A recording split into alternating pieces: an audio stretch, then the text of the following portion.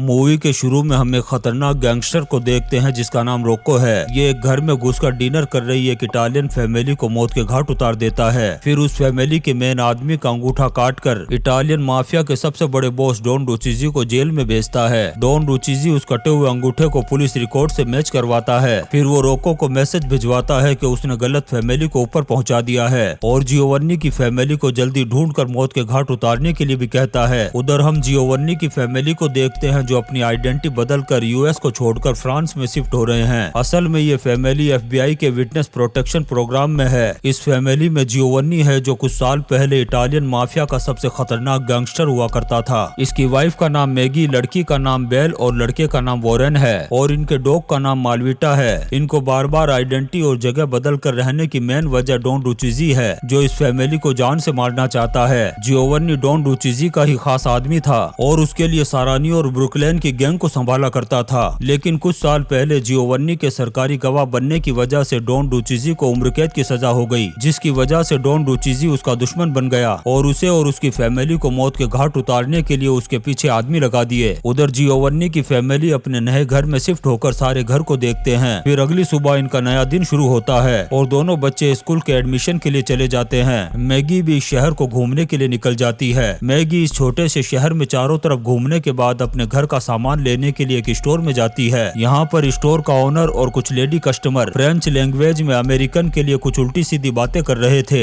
Maggi को भी French आती थी इसलिए वो इनकी बातों को समझ जाती है, लेकिन वो इनसे कुछ नहीं बोलती और उस स्टोर से एक पेट्रोल की बोतल उठाती है। उसे अल्कोहल में मिक्स करके उस स्टोर के पीछे चुपचाप जला देती है। अब ब्लास्ट होने से पहले ही वो ओनर को पेमेंट देकर वहाँ से निकल जाती है। थोड़ी दूर जाते ही उस स्टोर में ब्लास्ट हो जाता है। उधर बेल और वॉरेन स्कूल को ज्वाइन कर लेते हैं और पहले दिन ही कुछ सीनियर वॉरेन को रेप करने की कोशिश करते हैं और उसे फ्रेंच लैंग्वेज में गालियां भी देना शुरू कर देते हैं। जब वॉरेन रिएक्ट करता है तो ये लड़के उसे बॉयज वॉशरूम में ले जाकर मारना शुरू कर देते हैं। जब लंच टाइम होता है तो वॉरेन बेल को सारी बात बताता है और कहता है कि मैं उन लड़कों से बदला लूंगा और वो स्कूल के कुछ लड़कों के बारे में भी बताता है जिनको साथ लेकर वो एक गैंग बनाने की प्लानिंग कर रहा है। अब जब स्कूल खत्म होती है और बेल जा रही होती है तब कुछ लड़के गाड़ी में आते हैं और उसे ड्रॉप करने के लिए कहते हैं। बेल भी यहाँ के रास्तों से अनजान थी इसलिए उनकी गाड़ी में बैठ जाती है। वो लड़के उसे घर छोड़ने की बजाय एक लेक के पास पिकनिक स्पॉट में ले जाते हैं। वहीं एक लड़का बेल को टच करने की कोशिश करता है। इससे बेल को गुस्सा आ जाता है और वो कार में रखे हुए रैकेट से उस लड़के की धुलाई करना शुरू कर देती है और उसे तब तक मारती है जब तक वो रैकेट टूट नहीं जाता। फिर वो उन लड़कों को वार्निंग देकर उनकी कार लेकर अपने घर चली जाती है। उधर जियोवन्नी भी अपने घर में बैठे बैठे बोर हो चुका था इसलिए वो अपने घर के गेट पर आता है और स्मोकिंग करना शुरू कर देता है। फिर उसे रियलाइज होता है कि एफबीआई वाले उस पर नजर रख रहे हैं। फिर वो अंदर जाकर घर के सारे कबाड़े को बाहर निकालने लगता है। तभी उसे एक पुराना टाइपराइटर मिलता है जो काम कर रहा था। फिर वो अपने टाइम को पास करने के लिए उस टाइपराइटर से अपने क्राइम के दिनों की स्टोरी लिखना शुरू कर देता है। थोड़ी देर टाइपिंग करने के बाद वो अपने एक पड़ोसी को देखता है। वो पड़ोसी भी जियोवन्नी से उसके काम के बारे में पूछता है। तब जियोवन्नी अपने आप को एक राइटर बताता है। फिर जब शाम को जियोवन्नी अपनी फैमिली के साथ डिनर कर रहा होता है तभी उसके घर पर एक एफबीआई ऑफिसर आता है जिसका नाम स्टैंसफील्ड है। वो जियोवन्नी से कहता है कि तुम्हारे सामने वाली बिल्डिंग में 2 एफबीआई के गार्ड हमेशा तुम्हारी सिक्योरिटी के लिए तैनात रहेंगे। साथ ही वो अपने आसपास के लोगों से मिलने पर अपने गुस्से को कंट्रोल रखने के लिए भी कहता है क्योंकि जियोवन्नी खतरनाक गैंगस्टर रह चुका है और ये छोटी सी बात पर बड़ी बेरहमी से लोगों की धुलाई कर दिया करता था। अब मैगी खाना बनाकर सामने वाली बिल्डिंग में सिक्योरिटी गार्ड को देने के लिए जाती है। फिर वो वापस आकर अपने घर में पानी के नल को देखती है और जियोवन्नी से कहती है कि इसमें गंदा पानी आ रहा है। फिर वो एक प्लम्बर को बुलाती है। प्लम्बर की बातें सुनकर जियोवन्नी भी काफी इरिटेट हो रहा था। अब वो प्लम्बर इस काम के लिए जियोवन्नी से एक्स्ट्रा पैसे मांगता है जिससे जियोवन्नी अपने गुस्से को कंट्रोल नहीं कर पाता और वो एक बेसबॉल के बल्ले से उस प्लम्बर को कुत्ते की तरह मारना शुरू कर देता है। फिर वो एक हथौड़े से भी उसे मार मार कर अधमरा कर देता है। फिर वो उसे हॉस्पिटल में ले जाकर एडमिट करा देता है और डॉक्टर से कहता है कि ये सीढ़ियों से गिर गया था। डॉक्टर भी प्लम्बर को देखने के बाद जियोवन्नी से कहता है कि सीढ़ियों से गिरने के बाद इसकी पूरी बॉडी की हड्डियां कैसे टूट सकती है। उधर वॉरेन स्कूल के कुछ लड़कों के साथ मिलकर अपनी एक गैंग बना लेता है। फिर वो अपनी गैंग को लेकर उन लड़कों के पास जाता है जिन्होंने पहले दिन इसकी धुलाई की थी। फिर वो उन लड़कों की अच्छी तरह से धुलाई करके अपना बदला पूरा कर लेता है। उधर बेल भी अपनी क्लासरूम में एक लड़की को मार मार कर उसका कचूमर बना देती है क्योंकि उस लड़की ने उसका इंस्ट्रूमेंट बॉक्स चुरा लिया था। यहाँ पर हमें पता चलता है कि जियोवन्नी की पूरी फैमिली ही गैंगस्टर लगती है। फिर दोनों भाई बहन लंच में एक दूसरे से मिलते हैं। वहीं बेल को मैथ्स का एक नया आया हुआ टीचर पसंद आ जाता है जिसका नाम हेनरी है। फिर वो उससे एक्स्ट्रा क्लास लेना शुरू कर देती है। उधर मैगी भी जियोवन्नी को अपने गुस्से को कंट्रोल में रखने के लिए कहती है, क्योंकि उसने प्लम्बर को बुरी तरीके से मारकर हॉस्पिटल पहुंचा दिया था, जिस पर जियोवन्नी भी उसे स्टोर में ब्लास्ट करने पर टोन कसता है। फिर जियोवन्नी और मैगी वीकेंड पर अपने सभी पड़ोसियों को लंच पर बुलाते हैं और आपस में एक दूसरे से इंट्रोड्यूस होते हैं। उधर स्टैन्सफील्ड जियोवन्नी की टाइप की हुई स्टोरी को पढ़ लेता है और जियोवन्नी से कहता है कि तुम्हारी गैंग के लोग कभी भी तुम पर हमला करके तुम्हें ऊपर पहुंचा सकते हैं। फिर जियोवन्नी मेयर से मिलकर अपने घर में आ रहे गंदे पानी की प्रॉब्लम के बारे में बताता है। तब मेयर कहता है कि ये आगे से ही ऐसा आ रहा है, इसलिए वो कुछ नहीं कर सकता। फिर जियोवन्नी FBI गार्ड की नजर से बचकर उस जगह पर पहुंच जाता है जहां से पानी आ रहा था। यहाँ पर काम कर रहा एक वर्कर उसे बताता है कि ये सारा पानी फर्टिलाइजर कर रही है कंपनी जिसका नाम पोल्यूड है वो बनाती है। अब जियोवन्नी उस कंपनी के मालिक के पास पहुंचता है, लेकिन वो कंपनी का मालिक जियोवन्नी के सामने ही दादागिरी करता है। तब जियोवन्नी उसे अपनी कार के पीछे बांधकर घसीटते हुए एक सूनी जगह पर ले जाता है। कंपनी का मालिक अब अधमरा हो चुका था। वो जियोवन्नी से कहता है कि हमारे प्लांट के बंद होते ही साफ पानी आने लगेगा। अब जियोवन्नी यहाँ से जाते हुए उसे धमकी देता है कि अगर उसने मेरे बारे में किसी को बताया तो वो उसे ऊपर पहुंचा देगा। फिर वो उसे वहीं पर अधमरा छोड़कर के चला जाता है। उधर वॉरेन, जिसने स्कूल में बिल्कुल भी पढ़ाई नहीं की थी, फेल होने के डर से अपने एग्जाम पेपर में माफिया बॉस लुचिजी का एक कोड लिख देता है जो उसने बचपन में एक बार लुचिजी से अपने घर पर सुनी थी। अब वो कोड स्कूल की मैगजीन में प्रिंट हो जाती है जिसकी बहुत सारी कॉपियां पब्लिश कर दी जाती है। फिर उन पेपर को चीजों को रैप करने के लिए उन्हें यूज किया जाने लगा और इस तरीके से वो लुचिजी के सेल तक पहुंच गया। अब वो मैगजीन का नाम और अपने कोड को देखते ही पहचान लेता है कि जियोवन्नी की फैमिली कहाँ पर है। फिर वो रोको को मैसेज भेजता है कि जियोवन्नी की फैमिली फ्रांस के नॉर्मेंडी शहर में है। उधर जियोवन्नी का एक पड़ोसी उसे अपने फिल्मी क्लब के लिए इनवाइट करता है। अब वो मूवी अमेरिकन क्लासिक होती है, इसलिए जियोवन्नी उस मूवी को देखने के लिए तैयार हो जाता है। जियोवन्नी स्टैन्सफील्ड को भी उस मूवी को देखने के लिए अपने साथ चलने के लिए कहता है। अब उसी दिन स्कूल के टीचर्स को वॉरेन की गैंग एक्टिविटीज के बारे में पता चल जाता है। अब वो सजा से बचने के लिए अपना पासपोर्ट और कुछ पैसे लेकर पेरिस भागने की प्लानिंग करता है, इसलिए वो ये बात सिर्फ अपनी बहन बेल को बताता है। बेल भी हेनरी के पेरिस चले जाने से डिप्रेशन में होती है, इसलिए वो उसे कुछ नहीं कहती। उधर जियोवन्नी फिर से उसे FBI गार्ड की नजर से बचकर उस कंपनी के वाटर प्लांट में जाता है और आधी रात का टाइम सेट करके वहाँ पर एक बॉम्ब लगा देता है ताकि जब ये बॉम्ब ब्लास्ट हो उस वक्त वो मूवी क्लब में बैठकर फिल्म देख रहा हो। अब उस दिन वहाँ पर क्राइम मूवी चल रही होती है, इसलिए स्टैनफील्ड उसे वापस घर चलने के लिए कहता है, लेकिन जियोवन्नी मना कर देता है और ये वहीं बैठकर पूरी मूवी देखते हैं। मूवी खत्म होने के बाद सभी लोग फ्रेंच लैंग्वेज में जियोवन्नी से अमेरिकन गैंग के कल्चर के बारे में क्वेश्चन करते हैं। अब यहाँ पर जियोवन्नी अपने क्राइम के दिनों की स्टोरी सुनाना शुरू कर देता है, जिसे सभी लोग बहुत ही इंटरेस्ट के साथ सुनते हैं और बाद में तालियां भी बजाते हैं। यह देख कर के स्टैनफील्ड अपने गार्ड से कहता है कि इन सभी लोगों को यहाँ से जल्दी से बाहर भेज दो, क्योंकि उसे डर था कि इस मूवी को देखने के बाद जियोवन्नी अपनी पुरानी लाइफ में वापस न आ जाए। तभी रात के 12 बज जाते हैं और उस वाटर प्लांट में लगाया हुआ बॉम्ब ब्लास्ट हो जाता है। अब इससे स्टैनफील्ड और किसी को भी जियोवन्नी पर बिल्कुल भी डाउट नहीं होगा। उधर वॉरेन पेरिस जाने के लिए एक बस का वेट कर रहा होता है, तभी वो रोको को कुछ आदमियों के साथ एक बस से उतरता हुआ देखता है। उधर बेल भी कुछ गैंगस्टर्स को एक कार से उतरता हुआ देख लेती है। अब ये दोनों अपने माँ बाप को वार्न करने के लिए भागते हैं। वॉरेन अपने घर पर कॉल करता है, लेकिन मैगी उस कॉल को मिस कर देती है। उधर वो गैंगस्टर एक लोकल पुलिस स्टेशन में घुसकर सबको मौत के घाट उतार देते हैं और फायर स्टेशन पर जाकर सभी ट्रक को खराब कर देते हैं ताकि उनके काम में किसी भी तरह की कोई रुकावट न आ सके। ठीक उसी वक्त स्टैनफील्ड जियोवन्नी को उसके घर पर ड्रॉप करता है। उधर मैगी सामने वाली बिल्डिंग में जाकर गार्ड से अपने दोनों बच्चों के बारे में पूछती है, क्योंकि वो दोनों घर पर मौजूद नहीं थे। अब वो जब वापस अपने घर जाने के लिए उस बिल्डिंग से बाहर निकलती है, तभी उसे गली में इटालियन माफिया के कुछ गैंगस्टर्स नजर आते हैं। वो फौरन वापस उसी बिल्डिंग में चली जाती है और गार्ड से कहती है कि हम पर हमला होने वाला है। उधर जियोवन्नी अपने घर में पानी को देखता है जो अब साफ आने लगा था, तभी उसका कुत्ता मालवीटो जोर जोर से भौंकना शुरू कर देता है। उधर से मैगी जियोवन्नी को कॉल लगाती है, लेकिन उससे पहले ही पोको के आदमी जियोवन्नी के घर का नंबर ढूंढ लेते हैं। फिर वो एक रॉकेट लॉन्चर से उस पूरे घर को ही उड़ा देते हैं और जियोवन्नी का जो भी पड़ोसी इस आवाज को सुनकर के बाहर आता है, पोको और उसके आदमी उन्हें भी मौत के घाट उतार देते हैं। लेकिन जियोवन्नी किसी तरह से बच जाता है, क्योंकि वो मालवीटा के भौंकने से अलर्ट होकर एक सेफ जगह पर छुप गया था। अब मैगी भी जियोवन्नी को देखने के लिए बाहर निकलने की कोशिश करती है, लेकिन तभी एक गैंगस्टर आकर उन दोनों FBI गार्ड को गोली मार देता है। अब वो मैगी को मारते इससे पहले ही जियोनी उसके पीछे आकर उसे पकड़ लेता है। तभी मैगी पास पड़े हुए एक चाकू को उठाकर उसके पेट में घुसा देती है। उधर रोको अपने आदमियों के साथ घर के मलबे में जियोनी और उसकी फैमिली की लाशों को ढूंढने लगता है, लेकिन उन्हें सिर्फ मालवीटा ही जख्मी हालत में नजर आता है। तभी वॉरेन और बेल वहां जाते हैं और उनकी अनलॉक कार में से गन्स निकालकर उन पर अटैक कर देते हैं। थोड़ी देर में वो रोको के सारे आदमियों को कुत्ते की मौत मार देते हैं। लेकिन इसमें वॉरेन भी काफी जख्मी हो जाता है और रोको भी अभी जिंदा बचा हुआ था। रोको की गोलियां भी खत्म हो चुकी थी, इसलिए वो एक चाकू लेकर बेल को मारने के लिए जाता है। बेल जान बचाकर के भागने लगती है और वो पीछा करना शुरू कर देता है। अब वो बेल के बिल्कुल करीब जाकर उसे मारने वाला होता है, तभी स्टैनफील्ड एक गाड़ी लेकर के आ जाता है और रोको को टक्कर मार करके उड़ा देता है, जिससे रोको की वहीं पर मौत हो जाती है। अब सारे गैंगस्टर्स मर चुके थे और जियोवन्नी की फैमिली बिल्कुल सेफ हो चुकी थी, लेकिन उनकी आइडेंटिटी सबको पता चल चुकी थी। इसलिए FBI उन्हें एक नई आइडेंटिटी के साथ एक अननोन जगह पर भेज देती है और इसी सीन के साथ ये शानदार मूवी द फैमिली खत्म हो जाती है। दोस्तों, हम आपके लिए ऐसी ही इंटरेस्टिंग मूवीज एक्सप्लेन करते रहेंगे, तो आप चैनल को सब्सक्राइब जरूर करें और लाइक और कमेंट्स भी करें। Thank you.